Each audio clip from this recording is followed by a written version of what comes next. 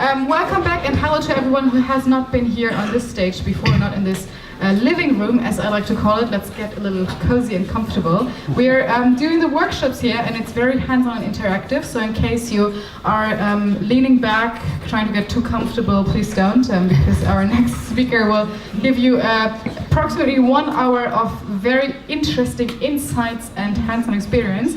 We're having bureaucratic overkill. Who of you knows that kind of work? Okay, yeah, so any not Germans in the room who have a very smooth, easy, bureaucratic way of doing things?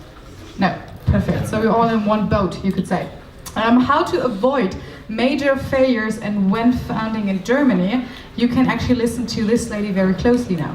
Because Christina Klinger from KPMG, you might know that name as well, will show you different forms and types of corporate firms you can actually found in Germany, what you can do very well with them, what you can do very good. So no failures and nothing you want to triple over. It's all about, if you get your buzzword bingo out, shares, shareholding, SOP, and dispute revolution. So let's welcome her on stage, welcome Christina, and give her a warm welcome. Thank you very much, Hannah, for your nice words. And well, yes, first I think I'll make myself comfortable. Thank you all for your time. Thank you for coming here and while listening to my workshop. As Hannah already said, yes, Germany is, well, it's very bureaucratic. We have very, very many laws, regulations, so everything is ordered. There are ups and downs for this.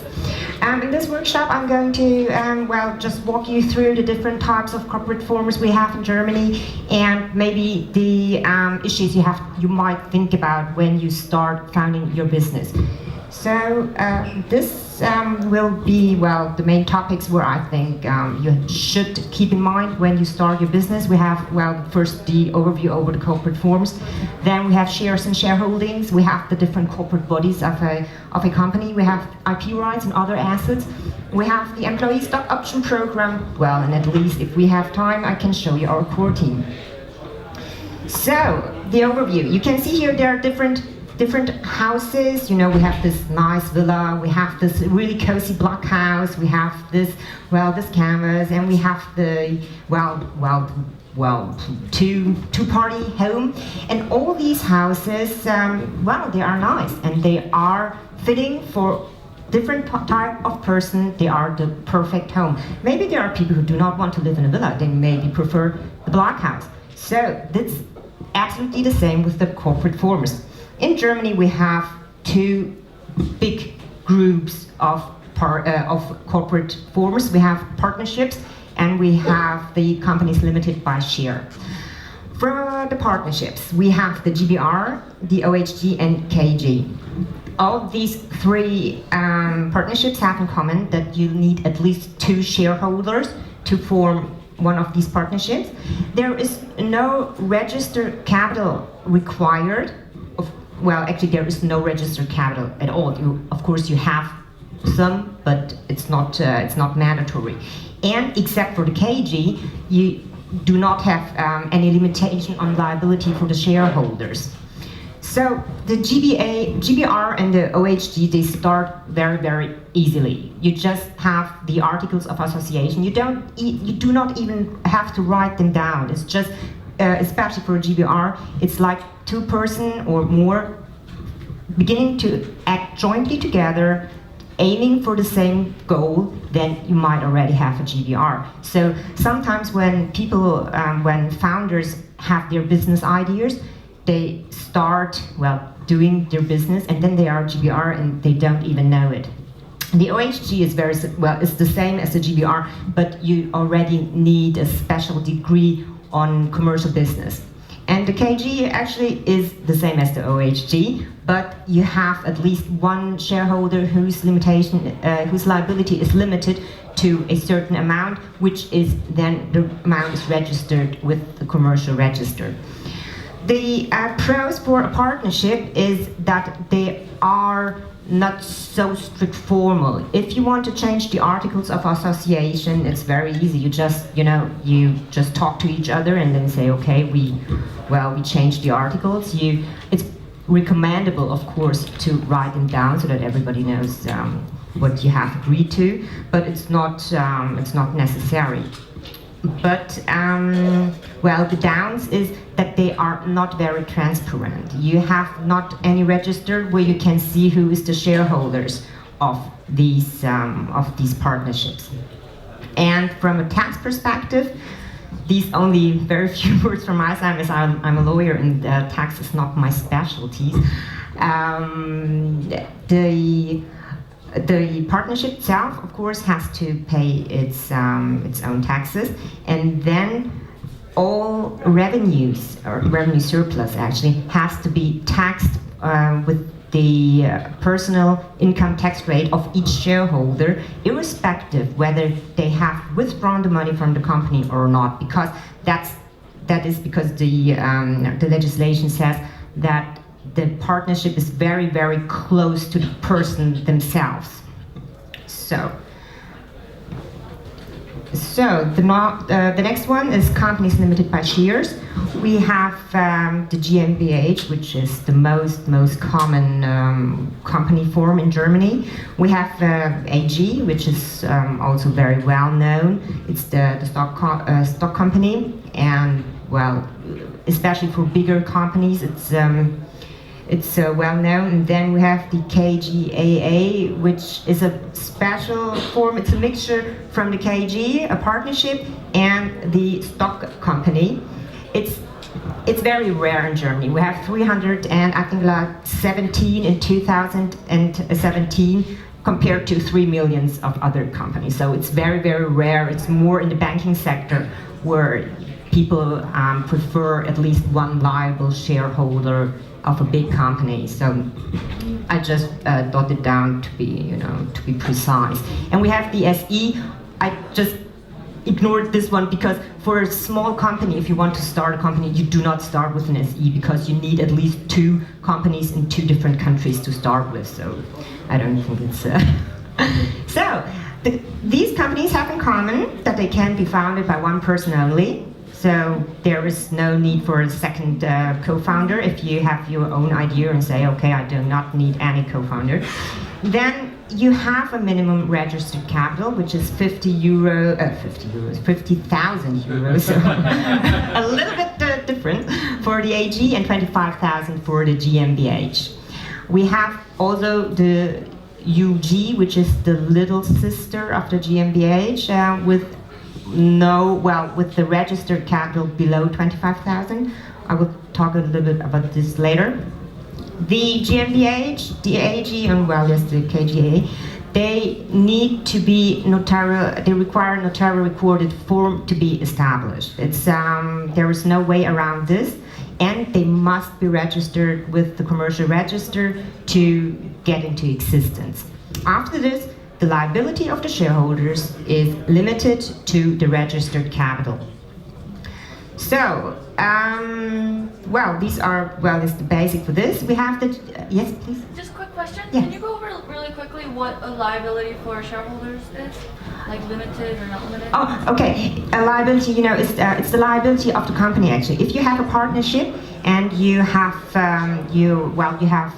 suppliers, so there will be a liability towards the supplier for the goods they deliver to you, and if the partnership goes bankrupt, the supplier might come to you and say, please, you are liable because you're the partner of the partnership, you're a shareholder of it. But if you have a company limited by shares, you do not have to you are not liable as in person, as an individual, but only the company itself is liable. So it goes bankrupt, and that's it for you as a shareholder. It's of course bad for your business, bad for the employees, but for you yourself, you do not have any liabilities. Thank you. Yes, you're welcome. Now please, I forgot to say, if you have any questions, please tell me, just raise your hand, or if I talk too fast, please also tell me, because there's so much to say and so little time, so I tend to put everything in words. So okay, so we have the UG, which can be called as the little sister of the GmbH. It does not have or let's say it the other way. If the registered capital is below 25,000 euros, it's a UG. You have to have at least €1, of course, because the shares have to have the minimum nominal value of €1. Apart from this, all other GmbH rules applies. Well, for the UG, you have to build a legal reserve in the amount of a quarter of the surplus of every year. But yeah, well, once you make a capital increase over 25,000 euros, you have the GmbH. So yeah, well, that's it. Having said all these stuff, now I give you maybe some personal point of views regarding these companies and the special forms. Of course, first of all, it's very important that when you found your business, that you take a look at yourself, at your company, at all the surroundings, and make a choice what is right for you. So all these company forms, they're legal forms. They have good stuff and bad sides, of course. But it's not like I can say there is one form which is not correct or you should never do so. But if I should give a recommendation for, let's say, a normal case, I would say go with the GmbH. Although there is a 25,000 euros registered capital, you should try and get this capital, because when you register it, you only have to pay half of the money and the other half can be still outstanding. So it's enough for a first step to have the 12,500 euros. Because many founders, well, they tend to go with the UG because they say, and I absolutely understand it, they say 25,000 euros, it's a load of money, and especially when you're a founder coming from uni or just really started, they don't have that amount of money. Absolutely clear. And it's nothing wrong with the UG, but the UG has a kind of reputation because all your business partner know, oh, it's a UG, there is not a big amount of registered capital. So they might be reluctant to do business with the new company which is newly founded, which maybe does not have many assets. So that's one major aspect, especially if you are founding a business which is very capital intensive. So my recommendation is always go with the GmbH. The AG is a typical it's a typical form of bureaucratic overkill. If you want to go with the AG, it's of course perfectly fine, but remember the AG has very, very strict forms as to shareholders assembly, how to convene them, how to make the resolutions. So it's you have to really be very, very strict and follow all the rules, because with the AG, if you do not follow the rules, anything can be void. Whereas at the GmbH, of course, you must follow the rules, but they are much more relaxed if you do not, because there are quite easy ways to heal any failures. But as a basic. Another good aspect for GmbH is that you have to make all changes of the articles of association. You have to go to the notary. So there is no risk of two people changing the articles without knowing and forgetting maybe. So only if you go to the notary, the articles are changed. And you have to go to the notary if you want to transfer your shares, which is different with the AG. In an AG, you can just write a contract, dot it down, and then you have transferred it. You don't even have to write it down. But with a GmbH, you have to go to the notary, and so it's a very, very secure form also for the investors. If you're looking for a financing round, that the investors they can see, oh, okay, we can really see who is the shareholder because we have seen all the documents, and there is a shareholders list with the commercial register where you also can see who is the shareholder. So it's a quite secure and transparent way to know everybody involved in this company. As for the tax point of companies limited by shares, there is of course the normal taxes for for a company, and there is a 25% flat rate withholding tax. That's, well, yeah. Are there any questions? When should you start with a AG? You should start with an AG if you have a company where reputation requires it. For the financing sector, you usually have an AG. Or if you have a company which is very, very capital intensive, then this should be our case where I say go with it. Yes, please. I know that quite common setup for startups is when you form GmbH and UG for each of the founder. Yes. As a shareholder like UG. Can you tell a little bit more about that? Yeah, sure. That's a very, very good point, actually. I would have say something about this too, because this is when you start founding your company, there is one step to think which form should the business have, but you should also think about who should be the founder. Should be the founder the individual person, or might it be good if the founder individual persons found by a special purpose vehicle, an SPV, which is very common in UG because this UG does not do any other businesses than holding the shares, so there are no reputation issues or anything.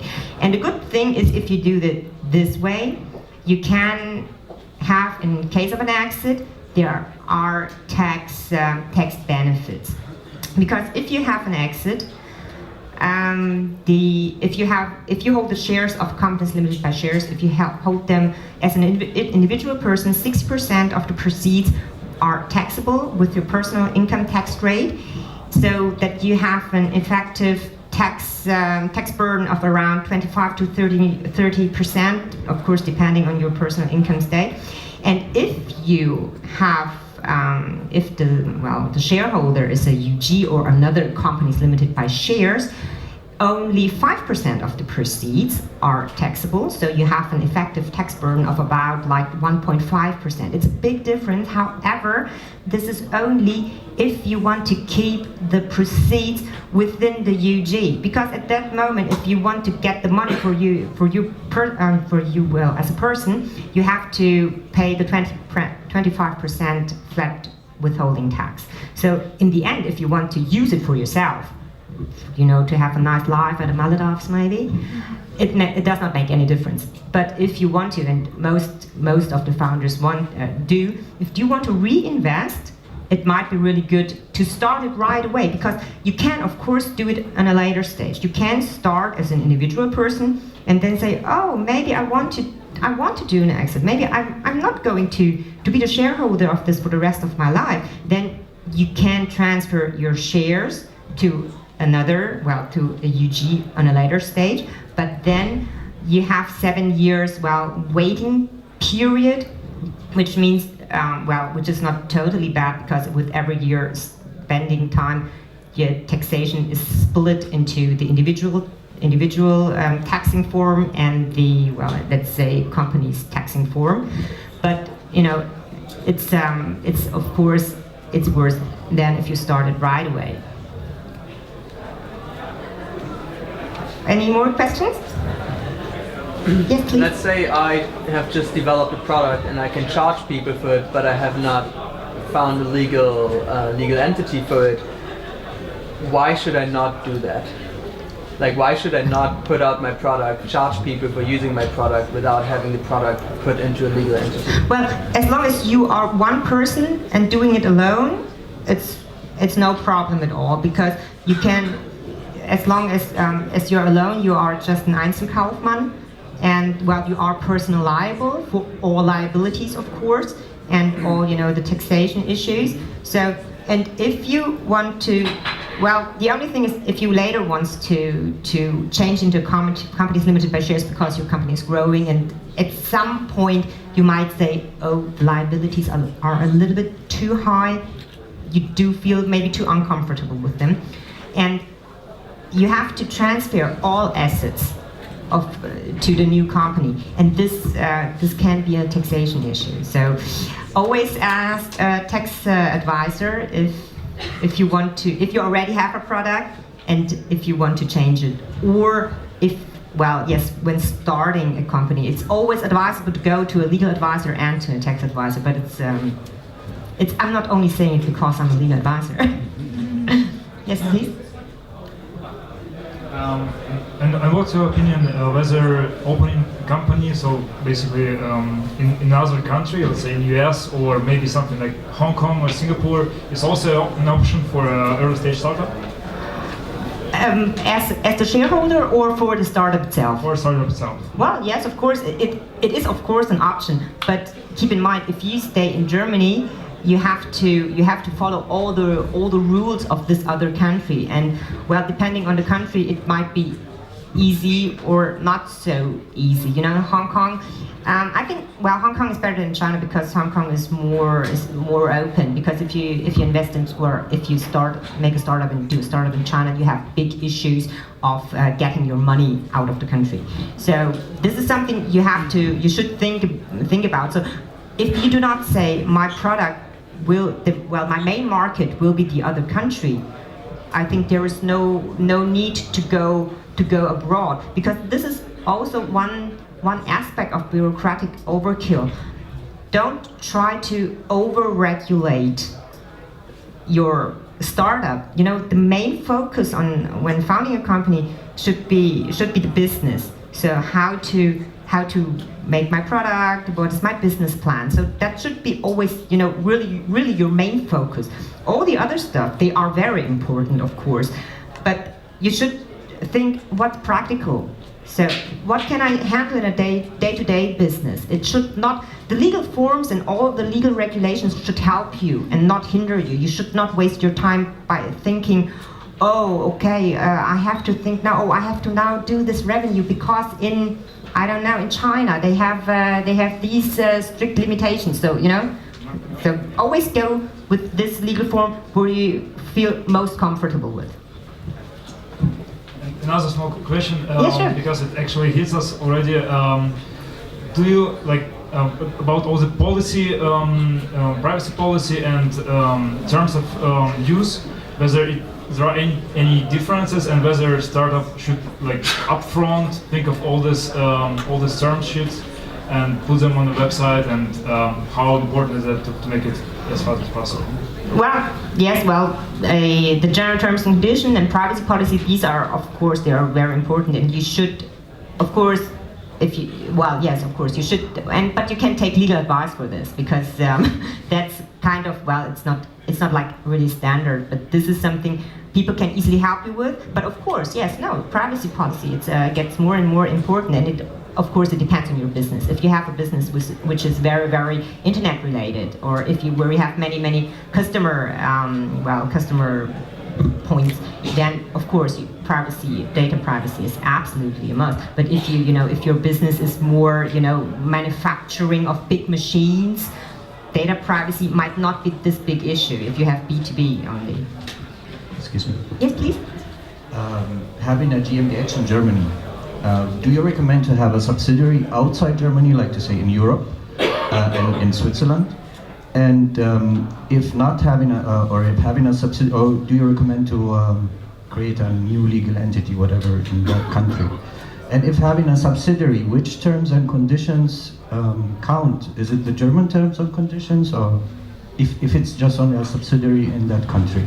So the question whether it is recommendable to have some subsidiary or not, it depends absolutely on your business, how the market situation is. Can you distribute your product very easily via distributors or from your home country, or is it more important to be present at that country? So this is very hard for me to say. Of course, to be present. Pardon? To be present. Yes, to be present. It depends on the market.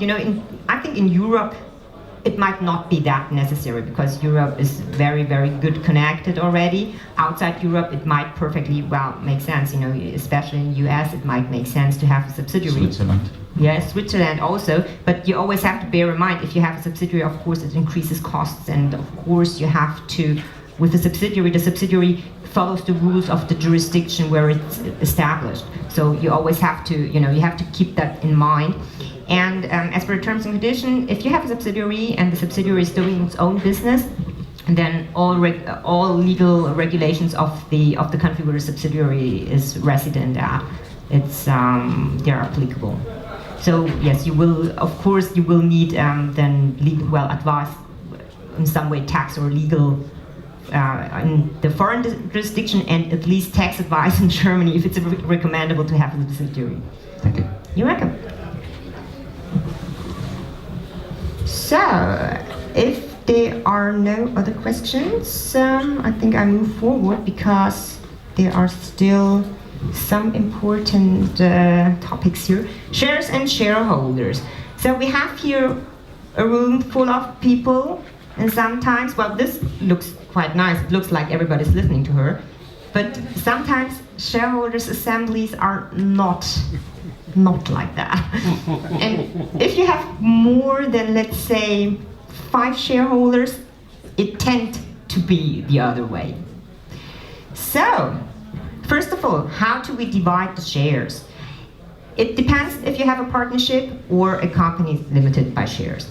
If you have a partnership, we do not really talk of shares, but shareholdings, participation, because the participation is not divided into shares. It's connected to the person. So you are more free how to divide the percentage you're holding. So let's take an example. We have 3 shareholders, and maybe one of the shareholders, he's the one having all the know-how, all the contact to the main customers. So he's really the brain of the company. And the other 2 founders, they also do important work, but they are more exchangeable. But the 3 person, they like each other and they say, okay, come on, we have established a business together. That's a good thing. So they can say, okay, person 1 who has all the know-how, all of the contact details, and all, who is really the business, he gets 50% for his work. And the 2 other who are also working whole time in the business, they get 25% each. That's for a partnership, that's not a problem. You just have to, but that's for a tax reason, you have to, some reason.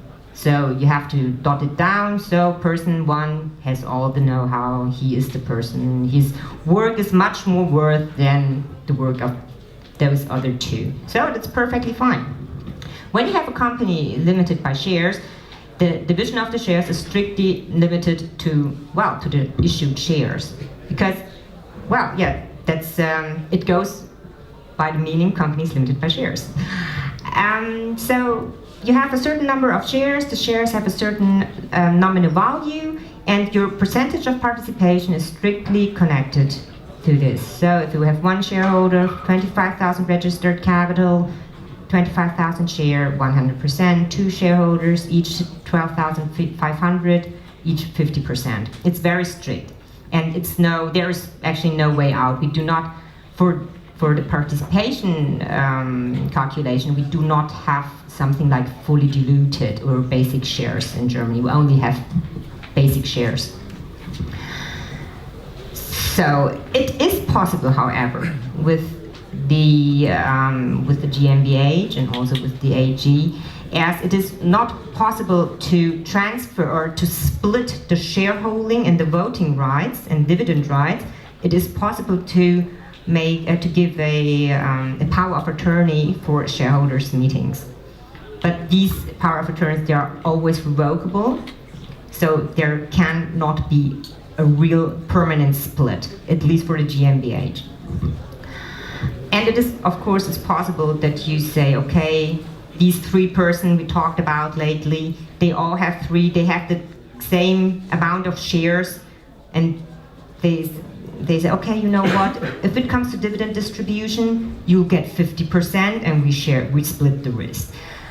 But in this case, always beware, there might be gift tax, so there must be a reason why they are doing this, because usually 3 persons doing business together do not make gifts to each other. But the fiscal authority is, of course, they're keen to laying their hands on anything which seems, where they can gain a profit. They also need money, so. these were the shares. Any questions to shares? Their rights, duties of shares, what is connected to them? Okay, so then how to define the right number of shareholders? And well, it's closely connected to cap table and its function actually. First of all, of course, there is no right number of shareholders. I cannot say like, okay, 10 person, not more. It of course depends on your business, on you, the person involved. However, you should just only keep in mind, if you start a business and if you have too many shareholders, especially if you have loads of shareholders with very, very small shareholdings, it might get tiresome to convene a shareholders meeting, to get shareholders resolutions done. And especially if you later, in a later stage, if you want to have an investment in the financing round with the investors, or if you have an exit, one shareholder with a 1% shareholding can make big trouble if he wants to. Because of course you have legal regulations stating that he is not allowed to, or he must consent to something. But you have to go to a whole legal procedure before he is really forced to do this. And this whole legal, if you have gone through all this, your deal is over and the financing round is over too, because no investor and no potential purchaser will be willing to go through this. So always be careful how many people you want to involve and who you want to involve. Yes, please? Question in this regard. Having a GmbH, please. Having also not shareholders, but having stille Beteiligung. Yes. Stille Teilhaber with a contract who have as promised amount of XYZ. Yeah. Voting voice, there's no voting voice, then they have percentage of the return and percentage of the company itself, which is just only in that contract, but it's not, they are not registered as a partner on the GmbH. Yes. So can they make trouble in future as well? Well, no, not in this respect. That's true. A stille partner is one good option to participate. Someone who only wants to get the gains and who says, okay, I do not want to vote, or I do not want to decide anything. But still, but that's more, specific. If you have an exit, it's always a little bit tiresome. If you have stille Gesellschafter, it's better, to opt for a loan or something. But there are investors in Germany who has, as a business model, they give you, they don't give you it's a loan, and they can convert it into a stille Gesellschaft, or they do part, they only goes with the stille Partnerschaft. So that's not that's not as bad as real shares. That's okay. Yes, please. Is it the same as ESOP? No. ESOP is it's not something very different. You can make your ESOP as a stille Gesellschaft, but that's not very, very common. We come to ESOP in a later stage, but the problems connected to the ESOP is actually the same as to how to define the right number of shareholders. So cap table and its function. The cap table, it's actually it's nothing legal. There are no legal rules in German law for cap table and its functions, but it's just a very common tool with startups before a financing round. So the cap table is a capitalization table which shows the shareholders, their participation percentage, and the investment they made for the company. So you can see the valuation with a really good cap table. You can follow the whole at least the investment history. You can see how the valuation has hopefully increased through the years. And it is, kind of important to keep the cap table clean, which means investors tend not to like it very much if there are loads of small shareholders. So, that's something you maybe should keep an eye on. If you have many shareholders, you might think of maybe pooling their voting rights. Also for you, also if you do not have any investors. If you have, let's say, 3 founders and 10 family and friends, why not let the family and friends pool their voting rights, so that you say, okay, if we go to a shareholders meeting, you have to meet before, and you agree within your group what you're going to vote for, and then we come to the shareholders meeting, and then you just have to vote this way. So, you know, it makes the shareholders meeting for the company much easier. So, any questions? Oh, yes, please. Is there any kind of advice set up for how to make sure you can make decisions easily? Yes, you can. Well, you can make. You can state everything into your articles, of course, but there is no. You cannot force a shareholder. Not to discuss. So this is always a problem. Well, it is for normal day-to-day business. You just you need a simple majority. So even if you have maybe 10% shareholders, who are making trouble or who are just, really painful, it might not be a big issue. But if the small percentages are above 25%, you might have bigger issues when you have like you want to change the articles or make a capital increase. Okay, so you need 75% to do it. Yes, that will be the next slide, I think. Yes, the right and duty of, voting rights and pooling agreements. So for pooling agreements, I already told you that, it might be useful to do it. For the voting rights, at the shareholders meeting, for normal business issues, you need a simple majority.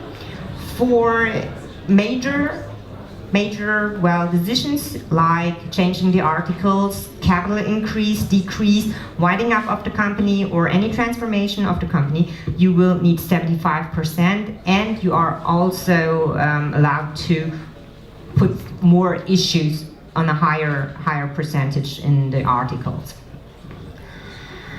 So you will have a problem if you have a 25% group who are acting difficult. I do not want to say too much about investors and investment, because there will be another workshop later on for this. But just because I said there can be stated in the articles that you can have more issues which need higher consent, the investors usually tend to have a bigger programs, bigger lists where they say, okay, we want to consent to this, or we need an 80% consent requirement. So, and although the shareholders are free how to vote, you cannot force them. Usually there is something like good faith, which means all the shareholder has to act in good faith towards the company and towards each other. So there might be a case where the company is in a very, very difficult situation. The company might need fresh money. One shareholder is willing to make a capital increase, and another shareholder says, oh no, if he makes a capital increase, I cannot go with, I do not have enough money. But if he does it, I will totally dilute, and I do not want that. I do not want him to have more say than now. And he just says, no, I won't. But if the company is in a very difficult situation, there might be a case where he is obliged to consent to such measures. But it's a very, very high measure at what time good faith really kicks in. So it comes to dispute resolution. And this is dispute resolution. Founding a company is a little bit like marriage, you get to know each other, everything is nice, you marry, you have honeymoon, and the first 1-2 years it's so nice, and then maybe the problem starts kicking in, maybe you start getting weary, and yes, you get used to each other, and everyday life kicks in. So it's the same with the companies, and it's good if you have regulations for dispute resolution. It must not be dispute at once. It might be enough to say, okay, if we do not agree, we can, everybody has the 2 weeks time to reconsider, to make a statement. And if we cannot agree within 2 more weeks, we go to a mediator or something like that. And there might be real dispute then where you say, okay, how do we react if we really, really cannot come together? And it's not really dispute, but there might also be the case where one founder wants to leave the company for whatever reason. There are so many reasons, you know, maybe his partner gets ill, he has to take care for his parents, he gets a good job offer because maybe the company is not developing in the way he needs to. There are really so many situations. So what do you do then? You cannot just take his shares only because he wants to have another job. So for this, you will also need special regulations, like vesting is a very common thing. And also one aspect why it's useful to take at least a part of the shares of a leaving founder is you will need another CFO, CEO, or whatever, and this person might want to have some real shares if he gets such an important position. So you might need real shares which you can give to this new person. So dispute resolution is something I really stress to take care of. Maybe you can ask, of course, legal advice always. You can, talk to each other. What would be something we might feel comfortable with when we are in argument? It's really like marriage and prenup. You hopefully never need it, but if you need it, you're glad you have one. Last resort, redemption of shares. This is something which should be regulated in every articles of association. Even if you do not regulate it, there are ways, but the bar is very high. So you should have certain regulations in the articles stating what are the reasons, when can we redeem the shares, but always keep in mind that it cannot be something, some minor reasons, because the jury, the legal jurisdiction might tend to say, no, that's not fair anymore. But you can make certain cases where you say, oh, okay, insolvency of a shareholder is a very common case. Or if one dies, is also a case that you say, okay, we do not want his heir to be shareholders. We want the shares, to keep here with us, because the heirs, they might be toddlers. You do not want to have toddlers in your company. So redemption of shares, very important. And there is this very last reason where it says it's unbearable to keep a person as a shareholder. So absolute last resort, very high bars. And redemption of shares, it's a formal process, and it's always very hard to meet all requirements, or you will absolutely have discussion. So this is something you might avoid, which comes to dispute resolution before you should find a better way. Questions? Okay. So, corporate bodies. You see, these are gear wheels, and like every gear wheel, if they work together in harmony, everything is good. If there is a stick somewhere, it stops. So it's important that the corporate bodies work good together. These are, corporate bodies, shareholders meeting, management board. They are partnerships, and companies limited by share have these two forms. The shareholders meeting is the highest authority of the company. Except for the AG, they can decide upon every issue they want to, and they can give instructions to the management. In the AG, the management is more free to do the legal operations, so there are no instructions for the AG. The management board, I called it board because it's a common word, but we do not have a board in Germany for the management. We have managers. So, but if you have more than one managing director, we have something like a board, and they're responsible for the day-to-day business. And it's possible to restrict the tasks of the management by internal rules of procedures. It's not possible to restrict the authority of a manager between towards third parties, because they're registered with the commercial register, and there is a certain legal extent of their powers. And then we have an advisory or a supervisory board. A supervisory board is only mandatory in the AG and in companies with over 500 employees. In other partnerships, they are usually not mandatory, but you can of course establish one, and then you can decide whether you want more advisory or more supervisory. If you have more shareholders, and if you have an investment and financing round with an investor, they tend to build a supervisory board, which in its constitution reflects the different groups of shareholders, just to make it more simple, because you can transfer some of the duties of the shareholders meeting to the advisory board or supervisory board, and then the advisory board can take these tasks, and there is no need to always convene a big shareholders meeting. Questions?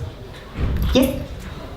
I wanted to ask a general question. Yes. Does it make difference if, for example, shareholders like to start with one only and then the other gains other shares, or they just start from the beginning? So does it make any limitation for the others who are joining later? No, this does not make any, from a legal perspective, no difference. There might only be tax issues involved, if you start the company with only the nominal value, and the later one acquiring shares might pay something more, and not much time has passed between these two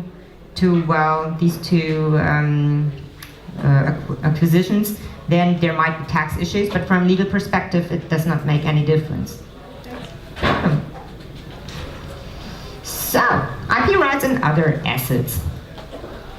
I'm actually not going, this is a little bit misleading, because I'm not going to talk a lot about IP rights in itself. I only want to point out and stress that it is very, very important that a company owns all IP rights and all assets required for the business, because of course this is the value of the business. And this is one thing with the GBR I told. If you start your business with the GBR and you later on goes into another company form, make sure that all assets are really, really transferred. Or if you have a founder who gives the company a license, and this founder leaves the company, make sure that either he transfer his right, or you have a lifelong license or whatever. Because if you are on the verge of a financing round, or if you want to sell your company, this is all it's worth, and how reliable the assets or the IP required for a business are. So if you have licenses, always beware of change of control clauses. Try not to have them. Try to only make a consent requirement out of it. Well, try, yes. Then protection of own IP rights. This is something where I strongly recommend getting legal advice, especially if you have a patent, to go to a patent lawyer who can assist you with the correct application and all that, because it's very, very complicated and it's very, very important. Also beware of infringements, IP infringements from your company. If you get a notice, get some advice involved, because this can get very, very tiresome, and in every due diligence this is a red flag where you at least, you have to take some action. Spin-off from university, I don't know if there's anyone here. From spin-off from university, okay, if no one is here from the uni, I might skip that one. Okay, because I think, okay. Employee stock option program. So, we have here 2 team players, and they're having a soccer match, and a soccer team is most efficient if everybody plays together, if they're all in one team and everybody's happy. So employee stock option program might be something to keep your employees happy. Some things you might think about, or you should think about when you have an ESOP is, do I want real shares or do I make a virtual program? Because if you have real option shares, you have the problem that you have real shareholders and all the problems I told earlier. Virtual ESOP is more common. It gives you the opportunity to say, okay, you get virtual option shares. One day, if we sell the company, we will, for a calculation, we will deem the registered capital increase to that amount, and we will split. That's only basic function. So then choosing the right beneficiaries. It's like the same questions as for the number of shareholders. It might not be necessary that every employee gets stock option or anybody helping you develop the business. It's not necessary maybe for your business. So just think about for whom might this be a real incentive, and who is just, oh, okay, I just take them along and well, I don't care really. So then choosing the right time to set up an ESOP might also be something you might to think about, because if you just start, yes, please. Another question to the last one.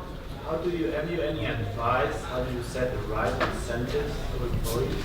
Because if you're a startup, you're starting out, I think that's the only way you can attract talent.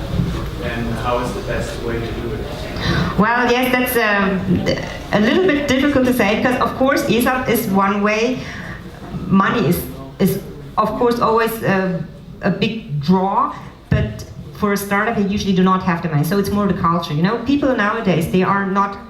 Of course, we all need money to live, but there are so many other things important. I think, for me personally, most important thing is that I get a positive feedback for the good stuff I do. For the bad stuff I do, I want also feedback, but they have to be always in a respectful way. I want to work in a working environment, where I do not have fear to speak out, but where I can really follow my own ideas, or just at least talk to everybody, speak them out, and have a good discussion. I think this is something where you can attract talented people, because talented people, they can go everywhere. They are not they are not bound to one employer. So you have to treat them good. But actually, you should also treat the not so gifted employers. Okay, so choosing the right time to set up an ESOP. When you start your company very, very freshly, an ESOP might not be attractive to employers, let alone that you might not have any employees at all. Very close to a financing round or to an exit might also not be the right time. It depends. Just see follow your feeling for this. And legal documentation and employment agreements, these are key. Whatever you do, whatever your answers to all these questions is, very, very, very important is to have a scheme for the ESOP. What really, the worst case is you start going around spreading ESOP, just telling everybody, okay, I will give you 10 shares, I will give you 20 shares, and then you say, oh, I forgot how many I have granted. We did not write anything down. The terms are very unclear. So it is very, very important to have legal documentation and correct employment agreements. So 2 minutes to go. Yes. Can ESOP replace an agreement such as the stille Teilhaberschaft with an option for an ESOP, for example, in case that the GmbH will turn into an EG? Yes, you can do that. As for the ESOP, there are many varieties of an ESOP. There are many different ways. You always have to. Oh, one important thing: income tax. ESOP, very, very big issue, because depending on the way how you draw or how you set up your ESOP, it might lead to income tax right away. So go at least to a tax advisor. Anything Anything else about ESOP? Okay, maybe one thing for the, sorry for going back, for the IP rights, I want to point it out that you should also look that you have in your employment agreements and with your freelancers and with your managing directors that you have sufficient IP rights regulations stating that all created IP rights belong to the company. Because especially managing director and freelancers, there are no legal regulations which which gives them automatically to the company. Yes, please. Trademark, is there also think of trademark registration and like rights for this at the beginning?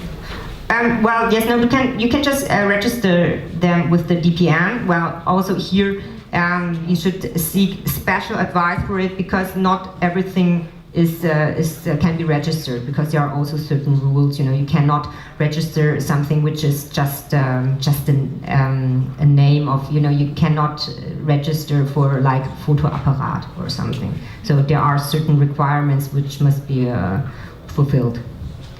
So I think perfect in time. Our core team. A little bit about myself. I'm situated in Nuremberg. We have a team of 8 lawyers working in M&A department and also venture capital. So our core team is myself. Then we have our partner Dr. Daniel Kaut and we have Dr. Christian Hense. So we 3 were the main contact person for all venture related questions. And we will always put a special team together which fits the question best. So thank you very much for your time. I hope you enjoyed it. Thank you very much, Christina. Do we have some last questions? Anything you wonder? Yeah. Yes, thank you for the speech. What's the difference between your team and a lawyer from in Munich, specialized in ventures on M&A? We also have in Munich some colleagues. Maria, you happen to know who in Munich is specialized for venture in legal? I think it's Michael Hoffmann. Oh yes. Because sorry, I'm only it's a year now since I'm with KPMG. I was another lawyer before, so I sometimes do not know all the people. Yeah, sure. So we also have a big team in Munich from the legal perspective and also from the tax perspective. So he's the guy who would advise you in stock options with a tax perspective. I'm the one who would advise you with respect to accounting. We have a big team only caring for startups. So just come to our counter there, I get you the contacts and the addresses, but we try to cover everything. But she's the one who is the best in this issue. Thank you very much. So that's why we brought her from Nuremberg. And I travel to Munich very easily, so it's just an hour. Perfect, thank you. And you find the booth, like the lounge, entirely here. Yeah. Okay, fine, thank you. Okay, maybe this is an unconventional question, but considering that there are tons of laws regarding whatever, including a lot of tax laws, I'm wondering how badly would you be punished depending, or if you were to not follow all the laws to a T, like exactly as you should? Okay. So there is indeed a lot. No, no, sorry first for overloading you with all these regulations. It's not like that you get punished for, or really punished for everything. You know, for the AG, there are more severe consequences because sometimes resolutions are void. But if you are in a GmbH and if you do not follow all the rules, depending of course on the rules you did not follow, there might be no consequences at all, or consequences which can be healed very easily. Sometimes, but these are very, very severe cases, a resolution might be void. But in this case, there is a really, really severe non-compliance, and this you would know. And the same is for tax. I would not recommend anyone not to go to a tax advisor if you start a business, because there are really loads of rules to follow. But if you go to a tax advisor, I think you can feel comfortable that he will know the rules for you. Of course, you have to also take a look, because as a managing director, you have responsibilities. You have to stand up for the annual accounts drafted. But you know, it's like you always can get advice on everything, and you do not have to fear that you are doing business and then there will be bam, you did not follow this paragraph 3 subsection 2 sentence 1. Now you have to, your entire business is done, so don't worry.